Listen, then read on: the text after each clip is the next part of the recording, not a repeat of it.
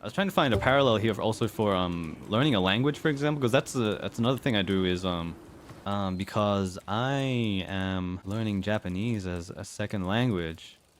I think that there's different ways to learn a new language, and for example, again, not saying there's a right or a wrong, or I might need to relearn English again, but I'm not saying there's a right or a wrong way, but for example, like maybe some people, the way that they learn a second language, and like I know this is true of like maybe a lot of Europeans that learn English as a second language, where they might have an accent or they might make like small grammar mistakes here and there, but they're very communicative and very expressive, right? Because I think like the way that most like Europeans that learn English sort of get that is, well, first of all, I think just in general, a lot of European countries are just exposed to a lot of English within their own country already, and a lot of them just speak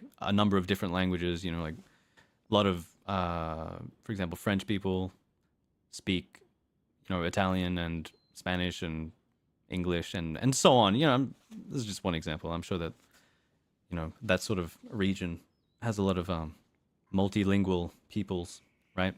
I think, especially these days, you get exposed on the internet as well. Maybe not French, but I think like Germans especially learn a lot of other languages. And let's see, Sweden. The Swedes learn a lot of languages. Swedes are very good at English. In Belgium, we already speak French, Dutch, and German, but most people learn English as a second language because it's easier and more people can understand what we want to say. Right. That was a good example, Belgium. But what I'm trying to say is, I think the way that people that would learn a second language in that way tend to be very intuitive and spontaneous is another word. Very intuitive and spontaneous, speaking a second language with nothing really held back. Whereas my personal experience learning Japanese is I'm very sort of careful and methodical and aware of my accent and my word choice and making sure my grammar is perfect. But the side effect, or the downside really of that, is that I think I'm quite slow, and it's difficult for me to express myself the way that I want to because I'm taking so much time to find the right words and so on. Whereas I kind of, there are times where I wish I didn't care so much, and I wish that I had the ability to just speak freely and not think too hard about getting it perfect. But I feel like it's too late for me because that's just the way that I've always done it. So, at this point, I'm already set on that road. Only thing left to do is just get practice.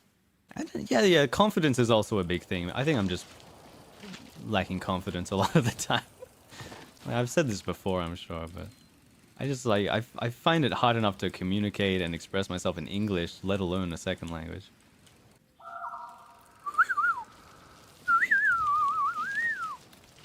Worried about using the right words to get your points and feelings across? Well, it's more like coming back to that thing about like playing games in a certain way, or talking in a certain way. I think it's more about I don't want to develop bad habits, so that when I finally do gain the proficiency and confidence to express myself the way that I want to, like I'll be doing it with the right accent and with the right grammar and so on. I think that's kind of the point that I'm trying to make. But that's the way that I've learned and like the path that I've taken. But there's a lot of benefits to just sort of going wild and not worrying about that. And like you might end up having a bit of an accent, but in effect, if you're able to get your point across more effectively, faster, like if you're able to, like the real purpose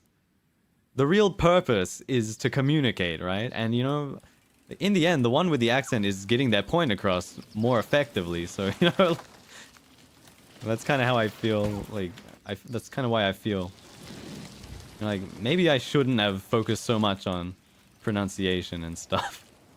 Again, like, that, it sort of depends on your reason for learning a language or whatever you're learning.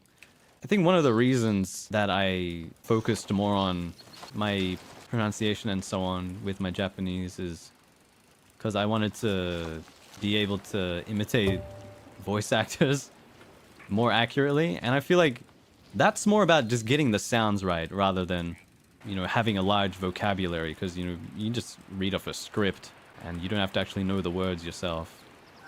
You know what I'm saying? That's one reason anyway. Even before I was really taking an interest in voice acting and impressions, I think I always sort of had it in the back of my mind to have a like close to native accent in Japanese. I always just found that to be an important thing to train, but maybe I was focusing on it too much at sometimes. Not sure why. I feel like even when I was very young, I sort of felt that way. Couldn't tell you why. I feel like it would have been more beneficial to learn more vocabulary and maybe more grammar from a younger age. Yeah. How did you practice your pronunciation? Record and check? Well, that's one thing, yeah. You could do shadowing. This is something I used to do when I was watching anime and other stuff. Listen to something that a character says and then try to echo it as accurately as possible. And I mean, that's something I did for impressions as well, not just my accent. I think talking to native speakers, or really just listening to native speakers, is what's important. That's another thing. Come to think of it, another reason that I was focusing on accent when I was younger is because I knew that your accent is something that is much easier to develop the younger you are, basically. So, you know, if you try to train your accent after, you know, you're already an adult in like past your 30s or something, it'll be a much longer and difficult process than if you had started practicing it when you were younger. So I think I knew that from a long time ago. So that's probably another reason I was focused on that from a younger age. Because I feel like it doesn't make as much difference if you learn vocabulary and grammar from an older age, but it does for accent, or it's more relevant with accent anyway. Anime may not be a good source of learning Japanese, but increases people's enthusiasm to learn Japanese. You might have a point. Well, the thing is, it's still Japanese. It's just that maybe you might be learning a little bit more niche vocabulary and ways of speaking, like the characters in anime. Well, I don't, you know, there's plenty of very, you know, realistic, based in reality, modern age anime as well. But, you know, when you think of anime, you think of sort of over the top fantasy type of stuff, and the characters tend to be rather over the top. And they, you know, they use a lot of sort of jargon. You know, if you watch sci-fi, for example, you'd be learning a lot of sci-fi words for no reason. But I know you can still you can tell that they're speaking like cartoons, right? You can tell, you know, especially if, you know, if you've learned Japanese enough to that point, you can tell the difference between speaking normally and speaking like a cartoon. If anything, that would help you like differentiate between what's normal and not, unless you're, I don't know, some crazy chuny that you know, makes a point of speaking like that. And in that case, it's not even a matter of learning language. That's just you. So, you know, there's people that speak like that in English as well, yeah, as like an English native speaker. No, there's definitely a point for, you know, if your only exposure to Japanese was anime, then, you know, maybe the way that you speak would be influenced. I'm definitely guilty of this myself. And you probably pick up some bad habits. But no, I mean, more important than that is that you stay interested and motivated, like you were saying. Because I think, in my experience, what helps the most with language acquisition is that you're being exposed to challenging but engaging stimulus. So the best type of content to expose yourself to when you're learning a language is the type that is just above your comfortable level of that language, plus it's exciting and interesting to you. So, you know, it doesn't matter like how correct and comprehensive the textbook is. If it's a boring textbook, you know, it's probably not gonna teach you as well as an interesting textbook would. You know what I'm saying? People are saying in the chat right now, you know, some of them watch streams to learn English or other languages, right? I think there's a lot of NIJISANJI EN viewers that also watch us not just for entertainment but to learn the language. And or maybe it's the point is that it's a combination of both, isn't it? You know, if you're learning English and you were just, you know, taking notes and reading from a boring textbook all day, you know, you'd probably give up and get bored and give up, and you wouldn't be learning that much. But, you know, it's because of things like, you know, anime and like media and entertainment, basically, that, you know, a lot of people, myself included, are able to stay interested, stay motivated, and continue to expose themselves to their target language. Yeah, I think immersion's pretty important. Immersion is quite important when you're learning a language. It doesn't have to be, but it can be, or it should be, if you're trying to learn effectively. Like, you can do pure studying of just, you know, like reading textbooks and taking notes, and, you know, that works, sure. But, you know, ideally it would be a combination of that plus immersion and exposure to the language and the culture. And, yeah, putting it into practice as well, application, yeah. You gotta use it or lose it. Language is something that you have to keep using, or you'll get rusty and forget how to say things. Even if it's your native language, honestly. Speaking to yourself works too. I agree. I used to do that quite a lot. In fact, I still do that very often. Who am I speaking to right now? There's no one in this room. It's just me. I remember the first time that I noticed that I had some semblance of conversational Japanese. I was just in the shower talking to myself in Japanese. I was just naked in the shower and having an imaginary conversation with an imaginary person. And I realized, damn, when did I get this good at Japanese? Because, you know, at that point, you know, I had always been able to have, you know, very short, basic, like, interactions, like, denwa bango wa nanban desu ka? And otearai wa doko desu ka? But I could never really converse back and forth for, you know, quite a while, until, like, around high school age, I think, is when I started really popping off in Japanese. And I didn't realize I had gotten that good until I just started having imaginary conversations in my head. And I was just in the shower, just speaking out loud with a ghost.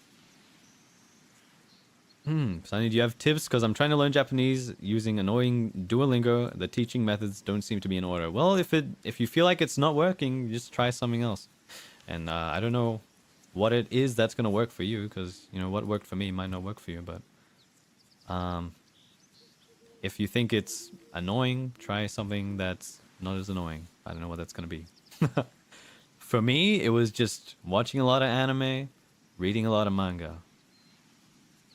You know, some people respond better to exercises like that. And, you know, Duolingo provides you with exercises, but maybe not the right type of exercises.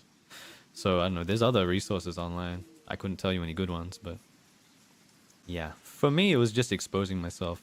Games, anime, manga, all these types of things. And, you know, I would make notes to myself sometimes when I wanted to practice something and sort of ingrain it more into my memory. Had you memorized Hiragana, Katakana? Oh, that was ages ago. I was very young when I learned that stuff. It's just, you just write it down. You just I know, it's just like learning anything. You just keep practicing and repeating it and you'll learn it. And kanji, like, haven't done it for a while, but I used to just, you know, in my free time, just write down kanji, you know, a few dozen times until I remembered how to write it. So, and again, I'm not the best person to talk about this because, you know, each person I feel like is different. You know, we all have our own language journey. We all have our own language journey. So what worked for me may not work for you, and so on. How to start learning a language? Well, I don't know. Maybe Duolingo might be a good start. I don't know. I feel like Duolingo is not that bad for like your first ever, you know, exposure to learning it, right? You might want to try it for like the first few lessons or something, and then from there, I don't know. Honestly, just Google it. I don't know. Guys, what do you think is the best? What is the best way to start learning a language? Like when you don't know anything, say like I was kind of interested in learning German. I've been thinking about learning German. Seems pretty easy coming from a native English speaker. Or I was thinking of learning Chinese or Korean. I think I have a pretty good base because of the similarities to Japanese that I have a pretty strong foundation in. Take a class? That seems like a very good idea. You could pay for classes. Yeah, music, that's probably a pretty good idea actually, yeah. Music. You can watch movies, you can watch shows, play games. I don't know if learning the writing system is the best thing to start off with a new language. I feel like a lot of people that learn Korean start off by learning Hangul because it's so easy to learn. Like even before they learn the pronunciations of anything, they learn the writing. The Hangul was designed to be very easy to learn. That's good. I think English alphabet, maybe the Japanese writing system could learn a lot from that. I'm sick of learning hundreds, thousands of characters just to write one sentence. I don't really know. What's the best place to start learning a language? If I was to go back and start learning Japanese again from the start, I don't know. I just look up like basic phrases first of all, and then like maybe once you learn those, you can start dissecting the specifics, like how to spell them and how to pronounce them and so on. Again, like it's different for everyone. Like, how did you learn your native language? You didn't go to school to learn your native language, did you? I mean, you know, I guess you do have classes for it, but you already knew how to speak with your family before you went to school, right? So you just gotta start by just being around it, I guess. Being around it and being aware of it is the main thing. And I'm talking about language for a bit. I haven't talked about it for a while. When's the last time I talked about language? Last time I talked about language was during my Japanese stream I did a little while ago. I feel like it always sort of defaults to that, because the whole point of doing my JP Zatsu is to practice my Japanese, really. So I guess that just naturally comes up in the conversation. Love JP Zatsu. I want to do more of those. I said that I was going to do them monthly, and I still want to do them consistently. I'm going to do another one soonish. I don't know about monthly, but I definitely want to keep doing them pretty consistently, like regularly. Like your JP Zatsu, it's a form of immersion for me as someone learning JP. Well, here's the thing. When I'm immersing, when I'm exposing myself to Japanese language, I always try to expose myself to native Japanese, and mine is not native. I'm told that I'm quite good at Japanese, but I'm not native, so I just don't want to pick up any bad habits. And you know, it's not, you know, just because you're listening to a native speaker doesn't mean you're not going to pick up bad habits, but it's just like a higher probability, right? So I always try to listen to native speakers when I'm learning Japanese. However, there is some benefit to listening or speaking to someone that's not native in that language, because you can be more aware of the mistakes that you're both making, and you can help each other learn. I think that would be the reason. That would be one of the benefits of speaking with a non-native if you were trying to speed up your learning process. Yeah. My friends and I are all learning. We joke about it being the blind leading the blind. Yeah, it's kind of like that, you know, because you have no frame of reference for, you know, what's actually correct. It's like a feedback loop of mistakes. It's kind of like, you hear about how you know, ChatGPT is machine learning, and it learns how to speak and output information by processing the man-made information that you input. But now it's starting to pick up machine output as its own input, and there's just a feedback loop, and it starts to become like the output starts to become more fucked up. Like, I don't know, it's like AI inbreeding, self-cannibalizing, indeed. Yeah. And you know, the output just gets more fucked up every time it comes out. So I think a similar thing could happen in some, you know, context of learning a language and learning from an imperfect source, basically. But there are also benefits to learning with non-native speakers, for sure. Sometimes natives find it difficult to teach their own language. Absolutely. Because as a native English speaker, I just know the right way to speak intuitively. You know, I never thought about the technical reasons about why this is the correct way of speaking. I just know it. And if you told me to explain it, I wouldn't know how. I just know because that's how I've always done it. Sure it's the right way to speak? Absolutely. The way that I speak is 100% correct. It's the only right way to speak. People confuse bought and brought, and there. Well, you know what? That might just be bad education. And you know, you can still be a negative... Excuse me. You can still be a native speaker and just like fail to pick up on these things because, I don't know, maybe you just weren't paying enough attention when you were speaking with people every day, or you have a bad habit, or I guess you just never were aware or never cared to learn the correct way for things like that. A negative speaker. What's a negative speaker? Me when I'm in a bad mood. EN grammar is so random. Well, yeah, the thing is, English is such a Frankenstein language of other different languages. Jesus Christ. There's so many, like, conflicting rules and exceptions and stuff. So, yeah, I think it is probably one of the harder languages to learn. Right? Probably. What do you think about hand language? What's hand language? You mean sign language? It's cool. I want to learn sign language.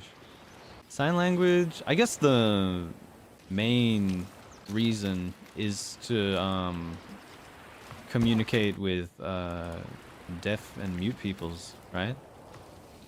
But I know there's also other benefits to learning it, because, you know, there's plenty of other reasons you might want to communicate non-verbally and using only sign language, right? So, you know, that'd be interesting. Just seems handy to know. You think you're so clever, don't you? You think you're so fucking witty. You learn everything 5 times faster as a baby? The answer's simple then. Become a baby. And then you'll learn everything 5 times faster.